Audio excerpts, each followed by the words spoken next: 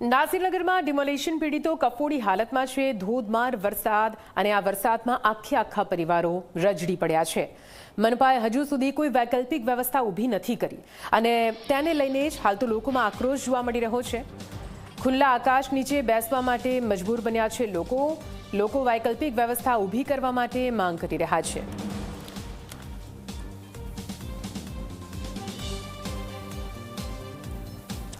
સુરતમાં મેઘરાજાનું આગમન થઈ ગયું છે, પરંતુ બીજી તરફ નાસીનગરમાં આ જે વરસાદ છે તે વિઘ્નરૂપ બની ગયું છે, કારણ કે હાલ તેમની પાસે રહેવા માટે કોઈપણ પ્રકારની વૈકલ્પિક વ્યવસ્થા નથી। આપ જોઈ શકો છો હાલમાં ઝી 24 કલાકની ટીમ નાસીનગર ખાતે આવી ગઈ છે અને આપ જોઈ શકો છો જે તાડપત્રી છે તે તાડપત્રી નીચે બેસવા માટે મજબૂર બની ગયા છે।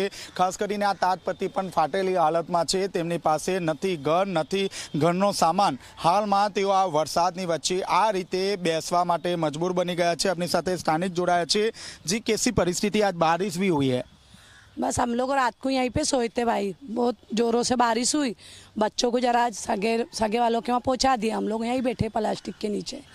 वैकल्पिक कोई व्यवस्था हुई है? नहीं, कोई व्यवस्था नहीं। बस जो हमारे वाले जो मदद कर रहे हैं हमारे खाने से, हर चीज़ से बेचारे वो लोग ने छाते का भी बोल के गए, वही मदद हम लोग को मिल रही है, बाकी हमारे को कोई से कोई मदद नहीं मिली है। तंत्र द्वारा हजू सुधी कोईपण प्रकारनी मदद आपवामां नथी आवी रही। आप जोई शको छो जे वॉशरूम छे ते वॉशरूम कया प्रकारनुं અહીં बनाववामां આવ્યું છે, કારણ કે મહિલાઓ અહીં રહેતી હોય છે। નાહવા માટે આ રીતે ચારે તરફ જે પ્લાસ્ટિકની તાડપત્રી છે તે બાંધી દેવામાં આવી છે અને તૂટેલો જે દરવાજો છે તે દરવાજો જોઈન્ટ કરીને અહીં જે મહિલા છે તે મહિલા નાહવા માટે મજબૂર બની છે।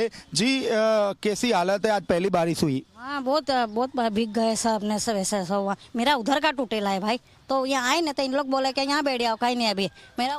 जी, आप જોઈ શકો છો હાલમાં જે લોકો છે તે લોકોની હાલત ખૂબ જ મજબૂર છે અને જે વૃદ્ધાઓ છે તે વૃદ્ધાઓ પણ દિવસ દરમિયાન અહીં બેસવા માટે મજબૂર બની ગયા છે। તંત્ર દ્વારા કોઈ પણ પ્રકારની વૈકલ્પિક જે વ્યવસ્થા છે તે વૈકલ્પિક વ્યવસ્થા ઊભી કરવામાં આવી નથી અને હાલમાં જે મહિલાઓ સાથે જે નાના બાળકો છે તેમની હાલત પણ ખૂબ જ કફોડી બની છે। જે નાના બાળકો છે તે હજુ સુધી સ્કૂલે નથી જઈ રહ્યા, કારણ કે તેમનું જે સ્કૂલ બેગ છે તે મલબાની નીચે દબાયેલું છે। સુરત મહાનગરપાલિકા દ્વારા આ તમામ લોકોને નોટિસ કોઈપણ પ્રકારની આપવામાં નથી આવી। ફક્ત 1 કલાકનો સમય આપવામાં આવ્યો હતો, જેમાં જેટલો સામાન નીકળે એટલો સામાન જ કાઢવામાં આવ્યો હતો। બાકીના જે સામાન છે તે ઘરની અંદર જ રહી ગયો હતો અને હાલમાં જે આખું જે નાસીનગર છે તે મલબામાં જોવા મળી રહ્યું છે।